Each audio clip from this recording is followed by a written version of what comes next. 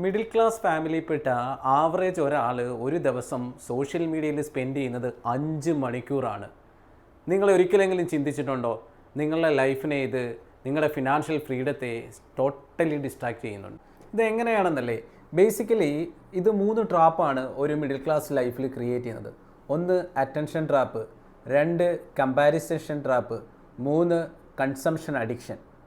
ഞാൻ ഡീറ്റെയിൽഡ് ആയിട്ട് പറയാം. ഒന്നാമത്തെ ട്രാപ്പ് അറ്റൻഷൻ ട്രാപ്പ്. നിങ്ങൾ നിങ്ങളുടെ ലൈഫിൽ വേണ്ട കാര്യങ്ങൾക്ക് അറ്റൻഷൻ കൊടുക്കാതെ സോഷ്യൽ മീഡിയയിലെ പുറകിൽ പോയി അൺവാണ്ടഡ് ആയിട്ടുള്ള ഓവർ തിങ്ക് ക്രിയേറ്റ് ചെയ്യുകയും ലൈഫിൽ വേണ്ട പ്രയോറിറ്റി ഉള്ള കാര്യങ്ങൾ ലേൺ ചെയ്യാതെ ലൈഫും സമയവും വേസ്റ്റ് ആക്കുന്നു. അടുത്ത ട്രാപ്പ് എന്ന് പറയുന്നത് കമ്പാരിസേഷൻ. നമ്മൾ സോഷ്യൽ മീഡിയയിലെ പലരെയും കണ്ടിട്ട് അവരുടെ ലൈഫ് ഇമിറ്റേറ്റ് ചെയ്യാൻ ട്രൈ ചെയ്തിട്ട് ഓവർ ലൈബിലിറ്റിയിൽ അൺവാണ്ടഡ് ആയിട്ടുള്ള ഫിനാൻഷ്യൽ ബർഡൻസ് എടുത്തു വയ്ക്കും. മൂന്നാമത്തെ ട്രാപ്പ് എന്ന് പറയുന്നത് കൺസംഷൻ അഡിക്ഷനാണ്.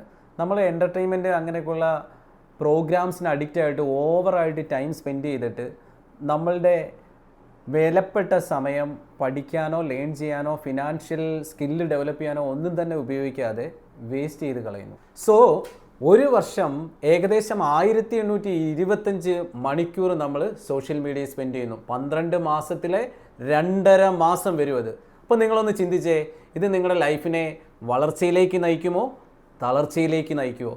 നിങ്ങൾ തീരുമാനിക്കുക.